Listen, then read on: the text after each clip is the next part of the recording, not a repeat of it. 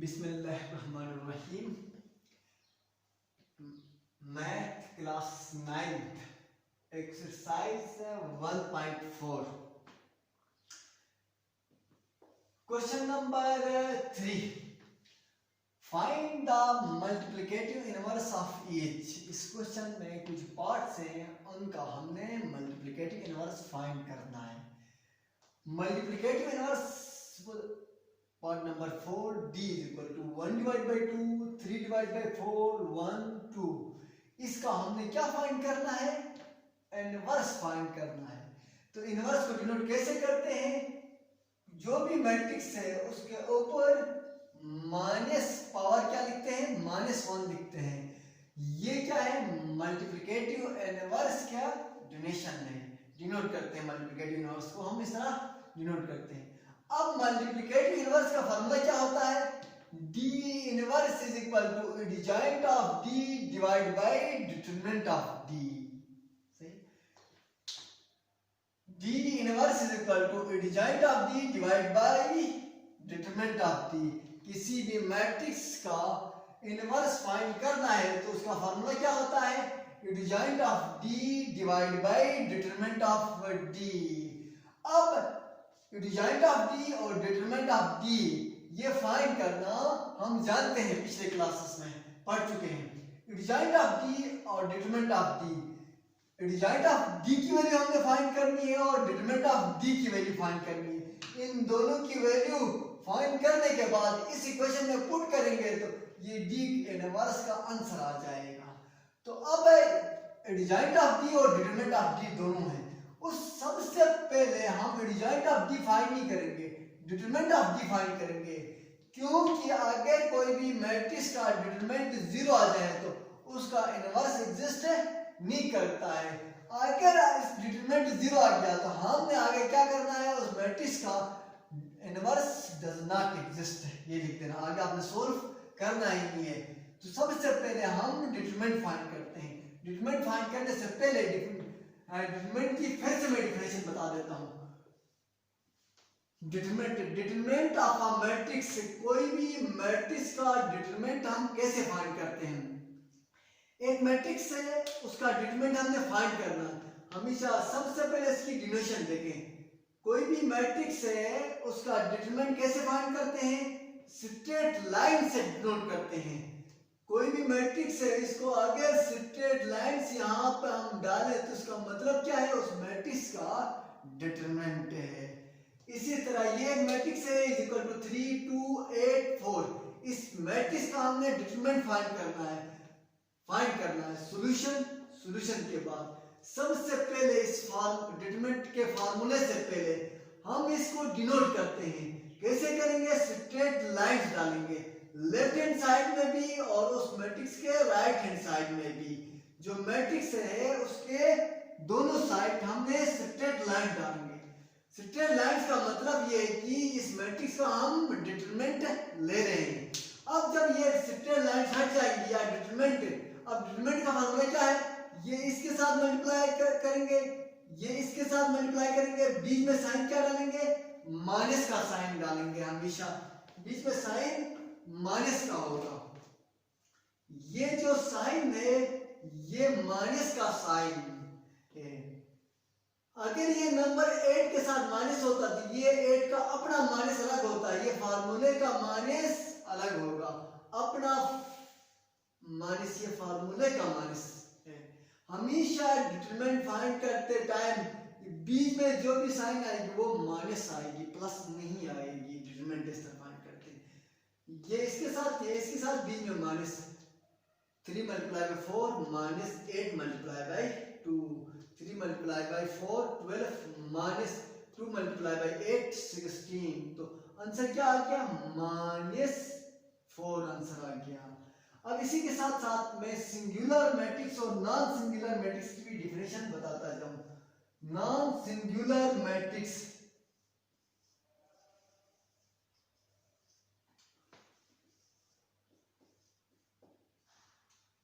Non singular matrix, एक ऐसी matrix को नॉन सिंगुलर मैट्रिक्स कहते हैं जिसका डिटरमिनेंट 0 नहीं आ जाए।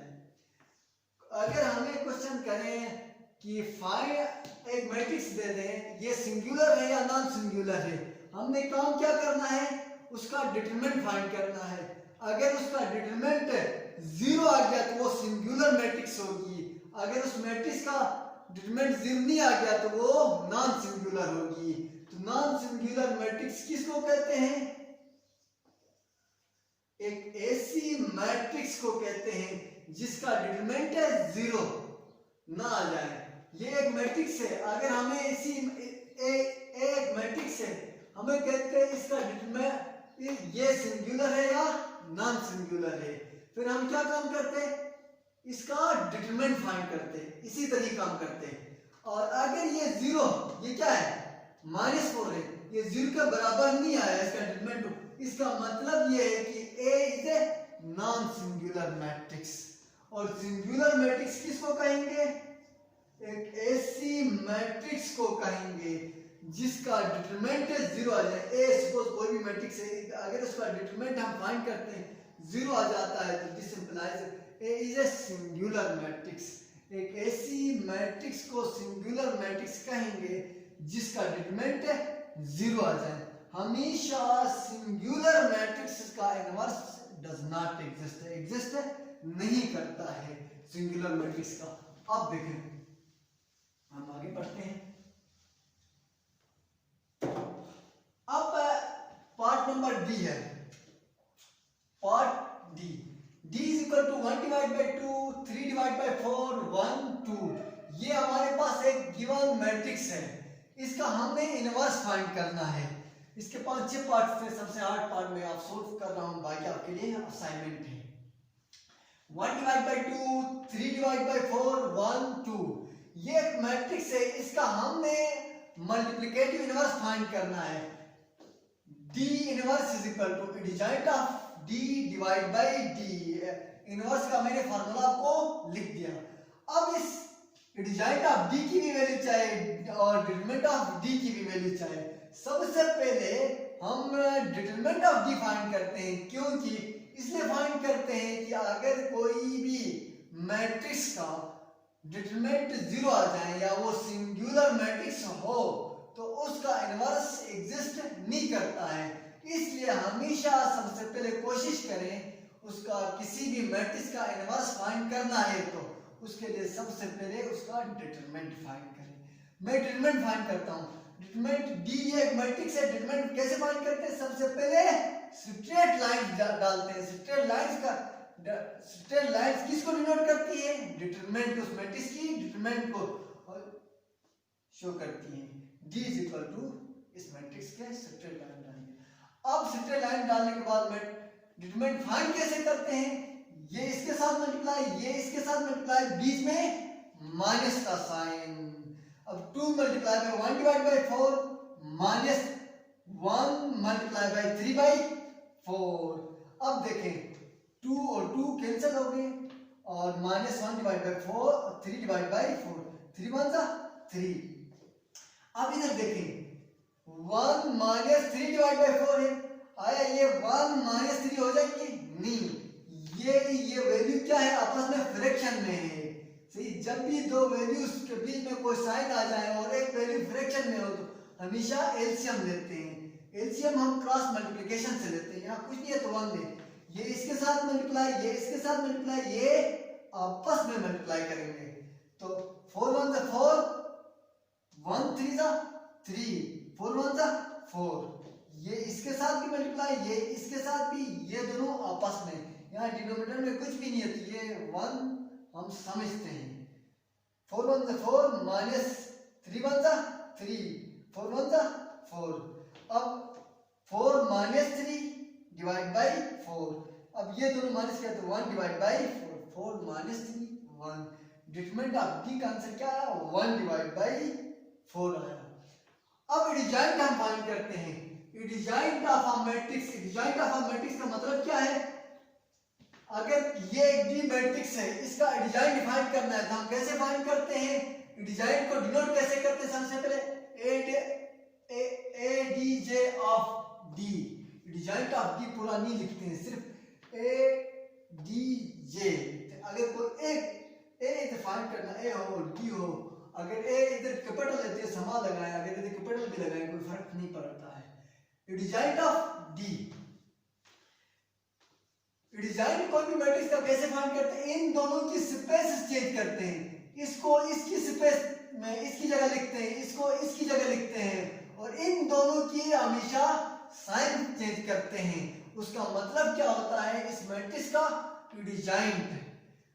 कोई भी मैट्रिक्स है उसका डिजाइन कैसे फाइंड करते हैं, फिर से बताता हूं मैं, इन दोनों की स्पेस चेंज करते हैं। 2 को 1 डिवाइड बाई 2 की जगह लिखूंगा, 2 की जगह 1 डिवाइड बाई 2, और इन दोनों की साइन चेंज। साइन का मतलब क्या है, अब इधर कोई भी साइन नहीं है तो प्लस है, अगर प्लस है तो माइनस करेंगे, माइनस है तो प्लस करेंगे, इधर भी कोई भी साइन नहीं है, अभी नहीं है तो प्लस है, प्लस है तो माइनस करेंगे, माइनस है तो प्लस करेंगे।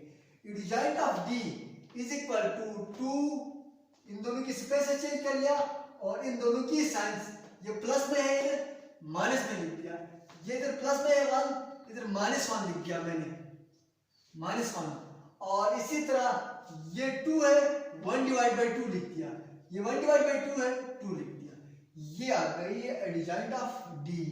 अब देखें डी का इनवर्स फाइंड करना था, डी का इनवर्स क्या होता है, design of D divide by determinant of D. Design of D की भी वैल्यू हमें पता है और डिटरमिनेंट ऑफ डी की भी वैल्यू पता है। अब हम क्या करेंगे, इस इक्वेशन के अंदर इनकी वैल्यूज पुट करेंगे, इसलिए मैंने लिख दिया put the values of determinant of D and design of D in equation 1।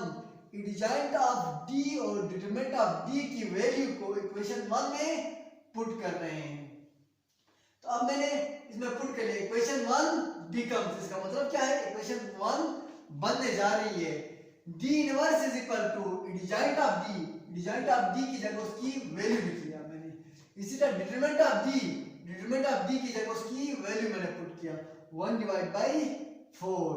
अब देखें ये 1 डिवाइड बाई 4 ये कांस्टेंट नंबर है, ये ऊपर जाकर मैट्रिक्स के तमाम एंट्रीज के साथ जाकर डिवाइड होता है। अब ये डिवाइड खाली 4 होता तो इजीली सिंपल इस फॉर्म में लिखता 2 डिवाइड बाई 4 लिखता, लेकिन ये देखें ये जो डिटरमिनेंट है 1 डिवाइड बाई 4 है, ये जो डिटरमिनेंट जो है वो खुद डिवीजन की फॉर्म में है। जब भी डिवीजन की फॉर्म में है तो आपने 2, ये नंबर 2 है, 2 डिवाइड बाई 1/4 लिखना है। क्यों लिखना है, क्योंकि अगर आप ऐसे लिखेंगे 2 1 डिवाइड बाई 4, आपको फिर ये इसके साथ मल्टीप्लाई कैसे होता है करके आपको कंफ्यूजन हो जाएगी। इस वजह से इस कंफ्यूजन से बचने के लिए आपने क्या करना है, इस डिवीजन की फॉर्म में लिखना है। अगर ये डिटरमिनेंट खुद डिवीजन की फॉर्म में हो, सिर्फ डिवीजन की फॉर्म में नहीं हो, कोई 4 हो, कोई 2 हो, -3 हो, तो सिंपल ले जाकर आप डिवाइड करें, सही। तो इस वजह से इस कंफ्यूजन से बचने के लिए मैंने क्या किया, यहाँ पे इस डिवीजन की फॉर्म में लिखा। जब 2 डिवाइड बाई 1/4 ये 2 के साथ जाके डिवाइड होता है, तो जब डिवीजन को मल्टीप्लिकेशन में चेंज करते हैं, डिनोमिनेटर डिनोमिनेटर बन जाता है, डिनोमिनेटर डिनोमिनेटर बन जाता है। 4 डिवाइड बाई 1 1 नहीं लिखते, 4 2 जा 8 1 नीचे नहीं लिखते, इसलिए मैंने ऐसे किया 2 डिवाइड बाई 1/4। तो ये अब डिवाइड में है, इसको मल्टीप्लिकेशन में चेंज किया, डिनोमिनेटर डिनोमिनेटर में गया, डिनोमिनेटर डिनोमिनेटर हो गया, तो 4 मल्टीप्लाई बाई 2। इसी तरह ये -3 divide by 4, -3 divide by 4 divide by 1/4, इसको मल्टीप्लिकेशन में चेंज किया, तो ये -3 divide by 4 divide by 1/4, -3 divide by 4 multiply by 4 divide by 1, ये 4 कैंसिल हो गए तो -3 आंसर आ गया। इस तरह मैंने लिखा, यहाँ 1 लिखते हैं, 1 नहीं लिखते हैं, ये है, तो ये 4 कैंसिल आ गया, -3 हो गया। इसी तरह ये -1 divide by 1/4, -1 multiply by 4/1, -4 divide by 1, -4 1 नहीं लिखते हैं, 4 1 जा 4 प्लस माइनस, तो ये क्या आ गया आंसर इसका, -4 आंसर आ गया।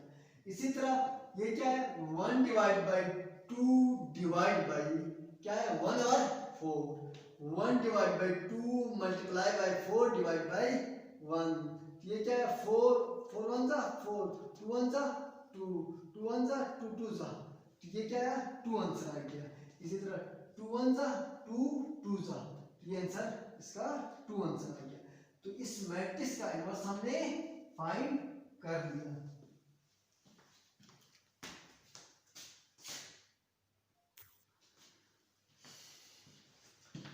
इसी क्वेश्चन का पार्ट नंबर 3,